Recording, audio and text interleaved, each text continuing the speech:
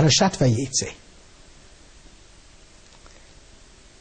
One of the very fascinating parts of studying the Bible, and especially the book of Bereshis, is that it gives us a glimpse into the very humanity and the daily kinds of lives that our patriarchs and matriarchs led, because they were truly real flesh and blood human beings.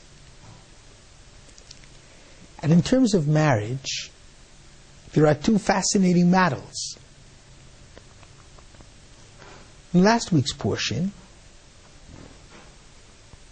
actually 2 weeks ago, in Parashat Chayei Sarah, we saw the model of an arranged marriage, where there was a certain kind of familial tie, certain characteristics that were considered to be most important, and the arranged marriage worked extremely well. In this week's portion, the portion of Vayetze, we see something very different. In this week's portion, we see romantic love. And the power, the amazing power of romantic love. And since I'm a bit of a romantic, I'm going to be married, please God, for 49 years, and I'm still very, very much in love. I believe very strongly in romantic love and the power of love. As I always used to tell the singles in my life at Lincoln Square, I remember I once saw a movie in which the main character, whenever he saw the particular woman whom he loved, or he was infatuated with at that time, he would hear bells within his head. And everything would light up, and we would see in the screen the bells. So I would tell the young singles, listen guys, and listen gals, if you're already in your mid-30s and you haven't heard bells, maybe you're tone deaf, and you should make the marital decision along other lines. I also used to tell them, and I'm going to be dating myself, but I used to tell the men who usually had the difficulty in making up their minds, you guys are looking for Gina Lollobrigida with a shaitel, but you're not Clark Gable with tzitzit. So everybody, has to sometimes understand that if you're not bowled over, look for the right characteristics. But it's very important to be married, and it's horrific to be alone.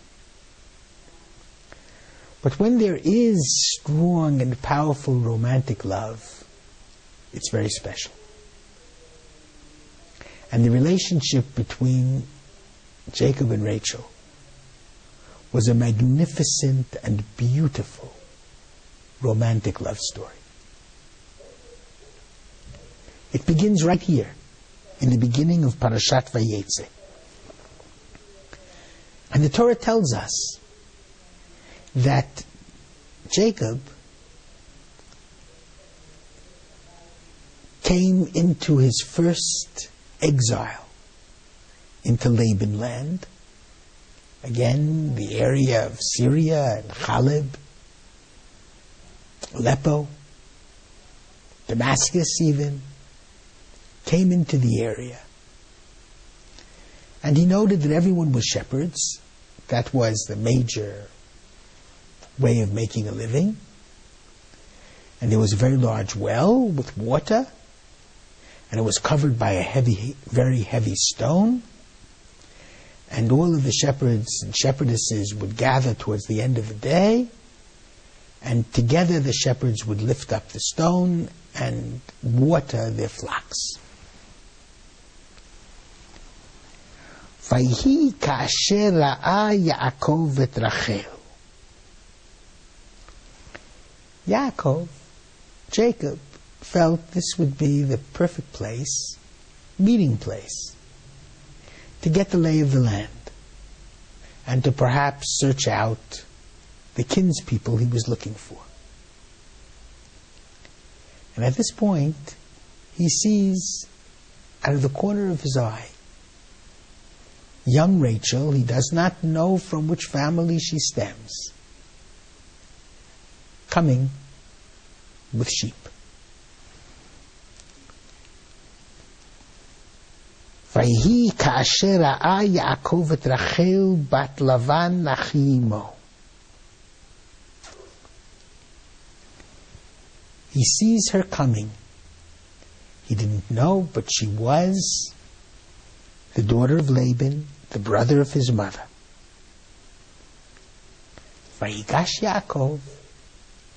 He came close to the well. Vayagel et ha'even me'al pi ha'be'er. And he revealed, uncovered the stone, single-handedly, which was on top of the well. He looked, he saw Rachel. It was love at first sight.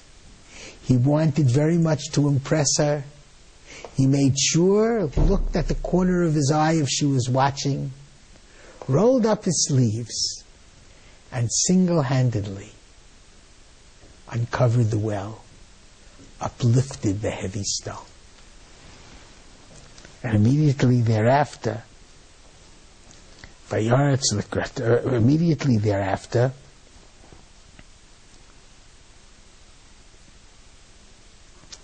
Vayishak Yaakov l'Rachel, he kissed Rachel, and he lifted up his voice, and he wept. And the Midrash says two things. Why did he weep? So I once had a student who said he wept because he kissed her and they weren't even engaged, certainly not married. So he realized he was doing a sin, so he wept. The Ibn Ezra says he kissed her on her hand. It was not a kiss of libido, of eros. It was just a formal kind of kiss that was done in those days.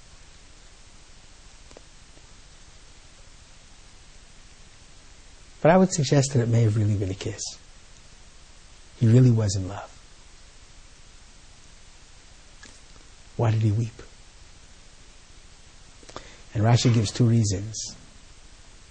One is he wept because he didn't have anything to give her. He didn't have gifts for her. And when you really love someone, you want to give them of yourself and also something material to show that love. But the second reason is even deeper. Rashi says he saw in prophecy that they would not be buried together in Marat HaMachpelah. And as the story unfolds, we'll understand why. But I choose to interpret it a bit differently. He saw that they weren't going to be buried together. They wouldn't die at the same time. They rerum natura. Generally, husband and wife don't die at the same time.